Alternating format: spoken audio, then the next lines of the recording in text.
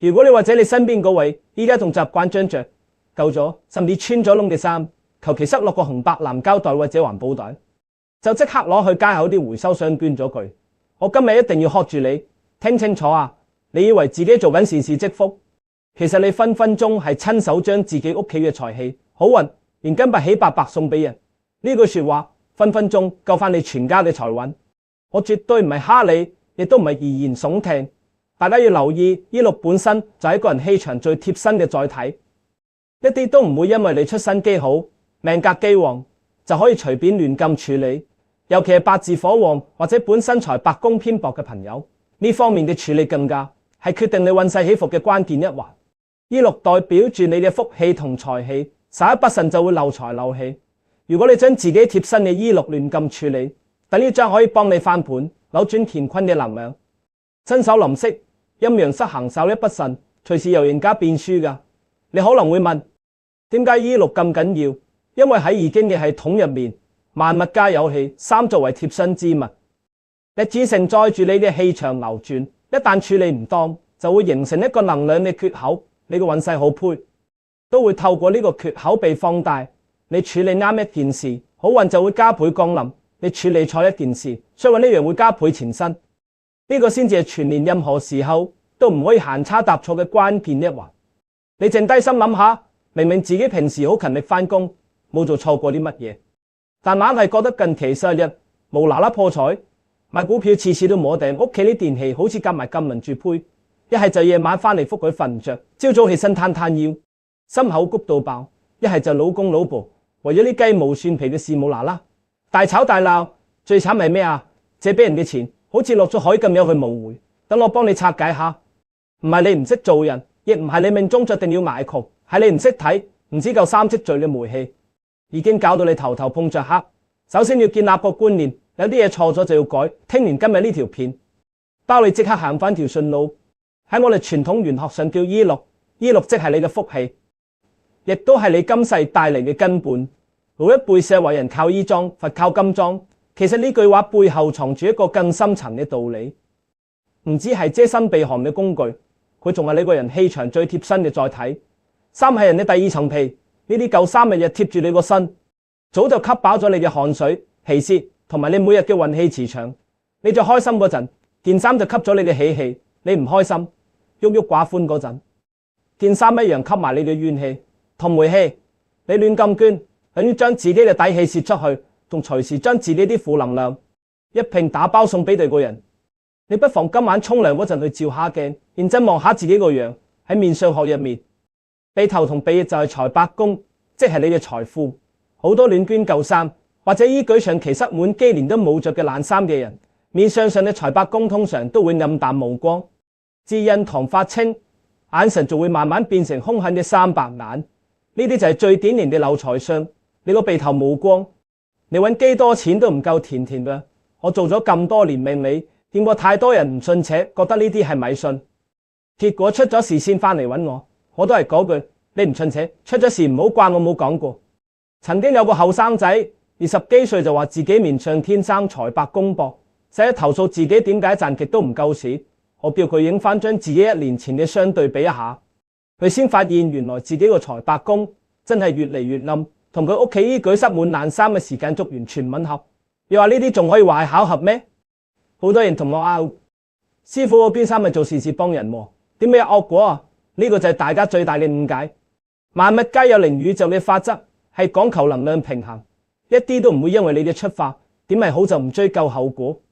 你着過嘅衫帶有你專屬嘅氣，如果你而家運氣正處於低谷，帶住病痛、霉氣嘅衫捐俾人，你等於將晦氣轉嫁俾一個唔識嘅人，呢個叫轉移業障，反而嚴重損害自己嘅陰德。好心做胚事，反轉嚟講，如果你依家運氣正旺，正處於上升期，你將貼身衫捐出，就等於將自己嘅旺氣同財氣拱手讓人。你話係咪攞嚟衰？呢個就係最矛盾嘅地方。你越想做好事，越有可能好心做胚事。你話驚唔驚？我入行咁多年，見過最典型嘅一個案例，係一個做生意嘅太太，成日話自己好慷慨，逢年過節就將屋企成堆舊衫、舊被袋，一鑊粥咁捐晒出去，仲沾沾自喜話自己積咗好多陰德。點知呢邊想捐衫，嗰邊雙生意就開始周轉唔靈，先係俾大客拖數，跟住就係啲相熟嘅供應商冇啦啦同佢翻面，最後仲要走去問人借錢應急。佢揾我睇風水嗰陣，仲一頭霧水，話自己明明做咗咁多善事，點解會咁樣？我望一望佢個依據，即刻知道問題出喺邊。佢捐出去嗰批衫，正正就係佢生意最差，成日發脾氣嗰段時間，日日着開嘅衫，佢自己一啲都唔知。自子女仲以為做緊善事，其實正正就係將自己啲衰運隨手派晒俾第二個人，同時亦都等於同自己嘅財神講咗聲拜拜。我叫佢即刻停手，跟住教佢照住我依家即將講俾大家聽嘅方法，先斷後淨化，重新佈局依據。結果冇到3個月，佢間鋪頭嘅生意就開始回穩，連拖數嘅大客都主動聯絡佢還錢。佢自己都話，二子女做咗咁多年生意，第一次咁真實咁感受到衫原來可以影響一個人成盤生意嘅生死。所以話唔係叫你完全唔做善事，而係要識得分辨邊啲捐得，邊啲打死都唔捐得。唔識分嘅話，你捐得越多，你屋企嘅財氣就漏得越快。呢個先至係大部分人破財嘅真正根源，而唔係你嘅八字命格差。呢一點往往就係最多人忽略，亦都係最致命嘅一步。咁你可能會問師傅，咁係咪從此以後乜衫都唔捐得？當然唔係咁極端。如果件衫本身狀態良好，好難冇穿，又唔係你大病大災嗰陣着開，只不過係你買多咗或者退咗流行，呢種衫其實係可以放心捐嘅，甚至仲鼓勵你捐，因為呢啲衫帶嘅只不過係普通嘅日常之氣，冇乜負面能量。你捐出去一樣係積善，只不過你要記住，至子女捐之前最好都攞去清洗乾淨，晾多一晚陽氣，先至完成一個完整嘅淨化過程。真正要提防嘅係接落嚟我即刻要講嘅三重衫，呢三重先至係致命嘅漏財衫。聽到呢度，如果你之前都有亂捐衫嘅習慣，或者覺得最近財運好似塞住咗咁，即刻喺留言區打大吉大利，幫自己同屋企人擋一擋，轉一轉個氣場先。打完之後，我哋繼續講落去，睇下有邊三重衫，你今晚翻去就算用鉸剪剪爛佢多垃圾點，都絕對唔可以捐呢三重衫。我見過太多客人因為唔知，白白挨咗成年霉運，你千祈唔好成為下一個。打開你個衣櫃，摸住良心答我，入面有幾多件衫係你成年都冇着過，但係又死都唔肯屌，你個心入面實係度諗，啲子女哎呀，件衫仲好新淨，預咗好浪費，留翻第時着啦，就話洗乾淨捐出去，咪當做善事咯。就係呢種睇似慳噶，睇似慈悲嘅心態，正正係你人生最大嘅盲點。你以為自己慳緊錢，你日日都喺度倒緊米，你以為自己做緊善事，其實你係將自己嘅惡運周圍播。呢個就係最折磨人嘅矛盾點。明明我心想做好嘢，結果偏偏做灰咗。更慘嘅係，好多人明明知道件衫唔妥，一路鬧一路諗，等第時得閒先執，結果一等就等到3年5載，霉氣就跟埋你3年5載。聽清楚啊，有三重衫，你今晚翻去就算用鉸剪剪爛佢當垃圾掉，都絕對唔可以捐。貼身內衣褲同埋睡衣，呢啲係最貼近你人體精氣神嘅物件。好多人啲底衫褲洗到霉晒、黃晒，重洗都唔滿，仲覺得着喺入面冇人見到，反正冇人睇到就唔緊要。齋錯特錯，你知唔知貼身衣物係保護你元氣嘅第一道防線？你捐出去，等於將自己最私密嘅氣場任人踐踏。喺風水上，呢啲叫泄真氣，極容易嘢嚟爛桃花。至子女仲會招惹身邊啲小人喺背後督背脊。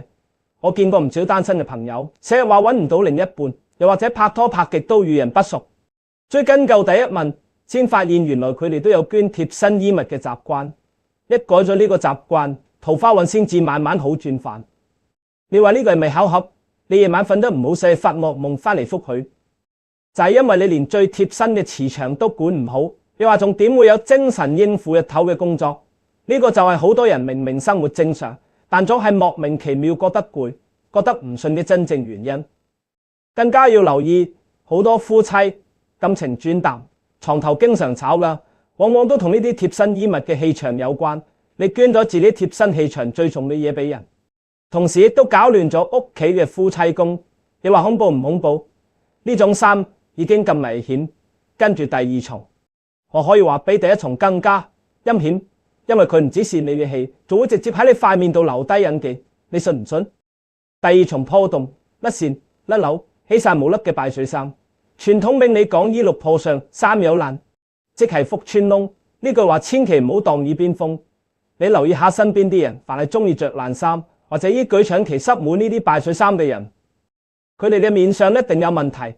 最明顯就係鼻翼兩側，即係財帛宮嘅偏財位會現暗影，甚至有紅筋浮現。呢啲叫財富漏風。你將呢啲本身已經帶有破敗、漏財之象嘅衫送俾人，等於廣結惡緣。人哋着咗衰嘢，啲業障一樣算喺你頭上，你自己都走唔甩。最諷刺嘅係好多人捐呢啲爛衫，嗰陣仲會安慰自己，話起碼有得着好過冇得着。你估唔到啦，就係呢一句自我安慰嘅說話，正正就係你破財嘅開始。你越覺得自己冇做錯，個煞氣就越纏實你。你話矛盾唔矛盾？仲有一個更加恐怖嘅地方，你今日捐出去呢一件敗水衫，可能10年後先至爆發惡果，到時你先嚟怪個天不公平。其實一切都係自己一手造成。我以前有個客人，佢屋企做小生意，就係將啲爛咗嘅制服拎去慈善箱，話總好過掉咗浪費。結果佢間鋪頭連續2年生意都做唔起色，租客走完一個又一個，佢仲以為係風水位唔好，走嚟揾我睇鋪。睇完先發現，真正問題根本唔喺個鋪頭，而係喺佢屋企個衣櫃入面嗰啲爛衫，一直都冇搞掂過。但你估唔到呢種衫都仲未係最陰險，跟住第3重先至係我入行咁多年見過殺傷力最強，隨時搞到你家散人亡嘅一重衫。你千祈要坐定定聽落去。頓除過你大病大災或者經歷低谷時瘋狂着過嘅衫，呢個係最危險嘅負能量定時炸彈。舉個例，你破產嗰陣日日着住嗰件風女，或者你大病入院着過嗰套衫，呢啲衫已經吸收晒你最極端、最負面、最恐懼嘅情緒頻率。我見過一個真實客人，1974年出世屬虎，今年52歲，正正經歷緊中年危機。佢生意失敗，阿媽又過身，佢竟然唔捨得掉阿媽大病時啲舊衫，連自己低谷時着過幾套西裝都掛喺當眼處，話要警惕自己，時刻提醒自己唔好再失敗。結果點解半年內佢揸車冇拿啦，撞車連份新揾嘅工都俾人炒埋，屋企仲細日為錢嘈交。點解？因為佢間房日日散發住衰敗、死亡、恐懼嘅陰氣，壓到佢個印堂直頭發黑。運勢反覆跌落谷底，越諗越驚，越驚就越衰，形成一個惡性循環，跳極都跳唔出嚟。我當時同佢講，你以為留低件衫係警惕自己，其實你喺度一日提醒自己嗰段最失敗、最痛苦嘅回憶。你個潛意識收到嘅信息唔係我要努力，而係我又會失敗。你日日對住呢件衫，等於日日對自己心理暗示一次衰運。你話你點會唔衰？呢個就係好多人明明好努力，但運勢就係樣樣唔順嘅深層原因。佢哋唔係唔夠努力，係屋企個磁場啲嘴點幫佢哋設定咗一個失敗嘅劇本。我後尾建議嗰位客人即刻將啲舊西裝同阿媽嘅遺物，跟住我依家教嘅方法逐一處理。佢半信半疑咁做咗，冇到2個月，佢話晒每人精神狀態明顯好轉，瞓覺都瞓得安穩飯。你話呢個轉變係咪好神奇？講到呢度，你可能會問：咁我屋企啲爛衫、貼身衫、負能量衫，究竟應該點處置先啱？千祈唔好淨係識得經，跟住落嚟我就即刻教你點樣一步一步將呢啲霉氣連根拔起。你一定要睇到最後。聽到呢度係咪成身飆冷汗？即刻喺留言區打碧邪化煞，幫自己個心定一定經先。打完之後唔使慌，有得救。既然唔捐得，擺喺屋企又有陰氣，你會唔會即刻問我？咁樣即係要耍世困喺呢個困局入面？當然唔係。跟住我即刻教你一套不傳之秘，唔使花1分錢，唔使搵人做法事，只要你肯落手做，教你點樣親手斬斷呢啲霉氣，扭轉上個家宅嘅運勢。字子女出咗事，唔好淨係識得怨天尤人，亦都唔好匿喺被竇度經。你而家最迫切要知嘅，唔係去邊度上香拜神，而係點樣用自己對手親自去化解呢啲積壓喺屋企嘅煞氣。好多人一聽見話唔捐得，就即刻亂晒大龍。死啦師傅，咁我成屋舊衫點搞啊？就咁掉落垃圾桶，會唔會得罪神明？呢個就係大家嘅痛點。想改運，但係已經行錯一步錯步步，越驚就越唔敢喐手。結果啲舊衫繼續霸住個衣舉，霉氣繼續霸住個屋企。我今日就教你一套極度嚴謹嘅斷捨黐花殺招財大法，步驟細到連阿婆都識做。你準備好紙筆抄底未？呢套方法我自己實踐咗10幾年，唔止喺客人身上見效，我自己屋企都係跟住呢一套做，1分錢都唔使使。你為嘢付出嘅就係肯唔肯落手去做，你話抵唔抵？信我，跟咗3個步驟，你今個月就開始感受到分別，唔使等到年尾先後悔冇早啲聽我講。第一步，剪破氣場，霸氣破局。面對嗰啲你要清走嘅舊衫，無論當初買機貴，依家要斷就要斷得乾淨，唔好婆婆媽媽。好多人明明知道呢啲衫唔啱留，但一諗起買嗰陣機貴，就即刻心軟。呢個就係最矛盾嘅地方。你越心痛嗰件衫嘅價錢，你嘅財氣就落得越快。你喺度慳緊冇幾百蚊，其實輸緊嘅係成年嘅運勢。你話值唔值？掉之前攞把鉸剪，象徵式喺件衫嘅紐口或者三腳剪一刀，咔嚓一聲。呢個動作喺玄學上叫破煞。你係話俾天知，亦都係話俾自己潛意識知，呢件衫同我嘅緣分已盡，從此恩斷義絕。剪咗呢一刀，件衫就徹底甩咗你嘅磁場，變返一件普通嘅廢布。你再掉佢，就唔會帶走你半點運氣，仲斷埋你同過去段唔開心嘅緣分。剪完呢一刀，你先至完成咗最容易嘅一步，跟住落嚟先至係決定耍套方法成唔成功嘅關鍵。千祈唔好草草了事，因為好多人就係因為淨係識剪唔識淨化，結果剪完都一樣冇效果。你話冤唔冤枉？有啲比較講究嘅朋友仲會喺剪嗰下心入面默念一句：多謝你陪過我，但我哋嘅緣分到此為止，可以迎接更好嘅自己。呢句說話唔使講出聲，心裏面講就得，但一定要誠心。你越誠心，個破煞嘅效果就越強。唔好覺得自己講緊廢話。玄學呢樣嘢最緊要就係信同誠。有啲人做完呢一步，會覺得個心即刻重咗一截，好似卸咗個包袱咁。呢個唔係心理作用咁簡單，而係你真正將記事同斷記憶一齊放低咗。第二步，水火嘅掣，剪完之後點樣掉先至最安全？用5行之法。去廚房落少少粗鹽，聽清楚啊，係粗鹽，唔係你煮餸嗰啲幼鹽。均勻咁洗落啲舊衫度。鹽喺玄學上屬陰水，有極強嘅拔除邪氣同消磁作用，呢個叫粗鹽化陰水。洗完之後，將啲衫放入唔透明嘅黑色或者深色垃圾袋，封好個口，唔好俾啲晦氣走漏出嚟。處理嘅時間非常關鍵，一定要揀喺日頭陽氣最盛嘅時候，即係中午11點至下午1點5時。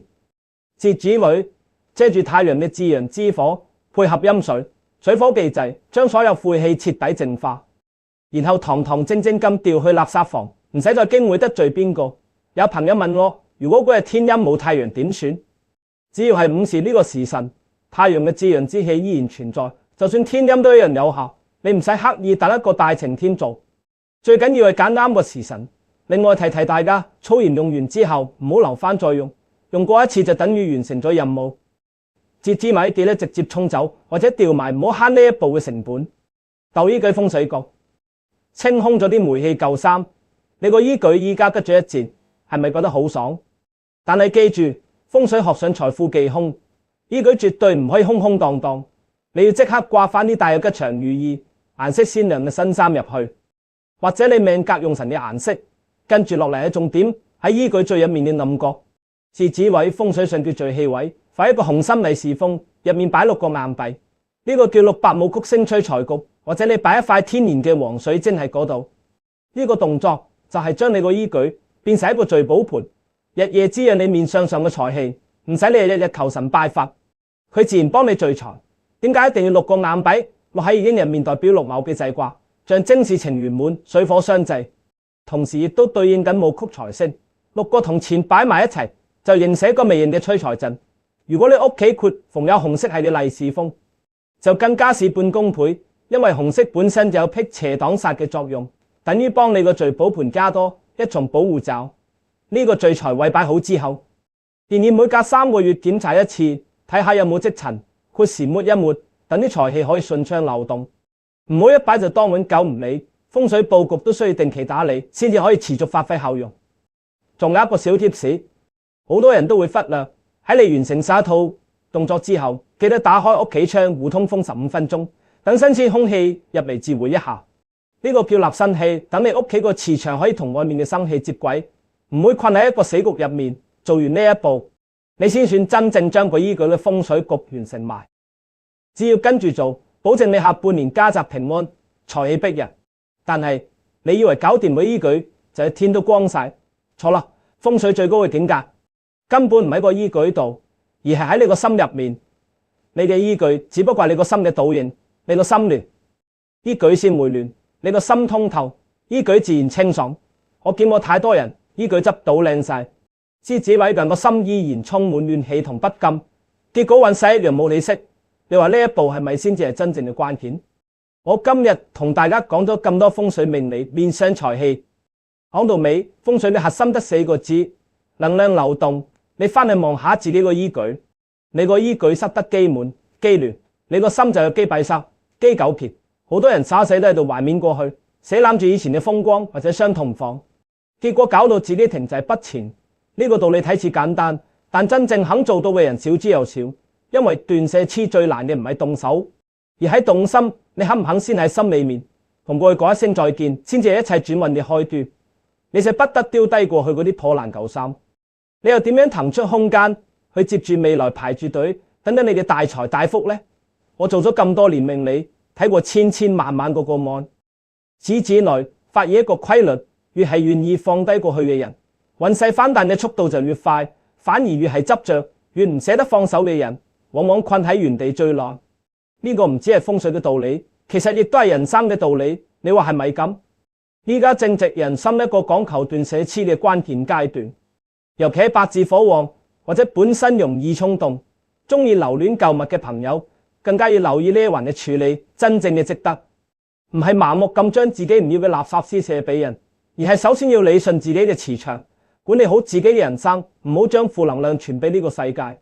當你狠下心腸，清走屋企嘅霉氣，收好自己嘅心想，你面相上嘅財帛宮自然每日漸光澤，印堂自然會開闊。好運根本唔需要你去求，佢自己會敲門揾你。各位朋友，如果你都準備好迎接下半年嘅大轉機，立定決心同過去嘅霉氣講拜拜，即刻喺留言區打除夠迎新財氣滿屋，幫自己同屋企人立定個最強嘅好磁場。最後祝大家家宅平安，財源廣進，搞掂晒啲舊衫，掃走晒啲霉氣，好運自然來。